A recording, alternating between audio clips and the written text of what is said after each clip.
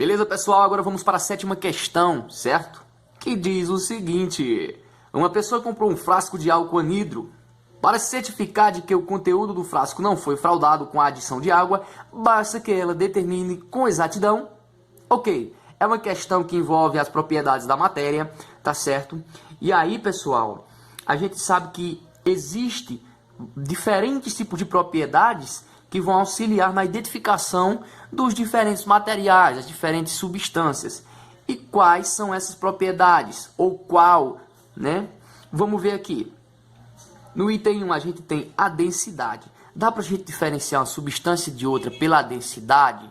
Dá, porque cada substância tem a sua densidadezinha específica, né? Então, com certeza, o álcool anidro vai ter uma densidade.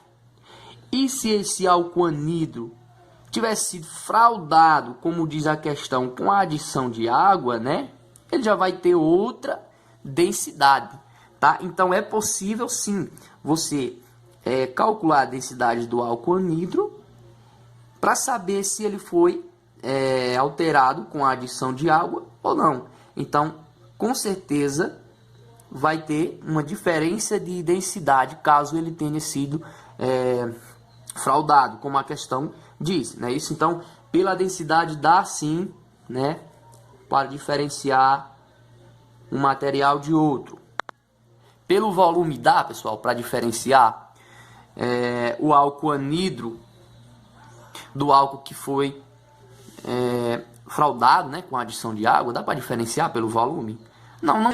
Se você colocar 1 litro de água e 1 litro de álcool e manter a de certa distância dele, né, sem que você consiga sentir o cheiro, você não consegue, só visualizando aquele volume ali, identificar quem é água, quem é álcool. Então, o volume não é utilizado para diferenciar um material do outro, tá certo, pessoal? Então, a gente já descarta o volume. O item 3, agora, a temperatura de ebulição. Dá para diferenciar um material de outro pela temperatura de ebulição? Dá sim. Cada material vai ter lá a sua temperatura de ebulição.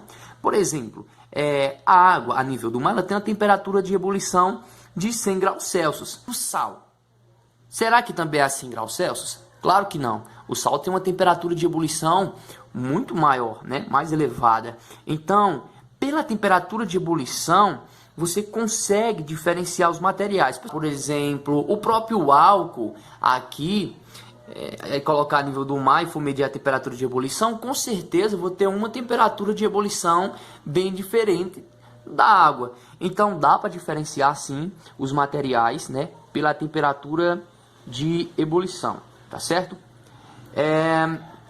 Próximo, dá para diferenciar pela massa? Dá não, pessoal, não dá para diferenciar um material do outro pela massa não, porque eu posso ter 1 quilo de chumbo e posso ter 1 quilo de ouro, tá certo? Os dois têm a mesma massa, então só observando a massa, somente a massa mesmo, sem ver os materiais, eu não consigo diferenciar o chumbo do ouro não. Eu só vou conseguir diferenciar o chumbo do ouro se eu olhar para eles, certo? Mas só pela massa eu não vou conseguir diferenciar, então a massa está descartada também. Então, pessoal, das propriedades aqui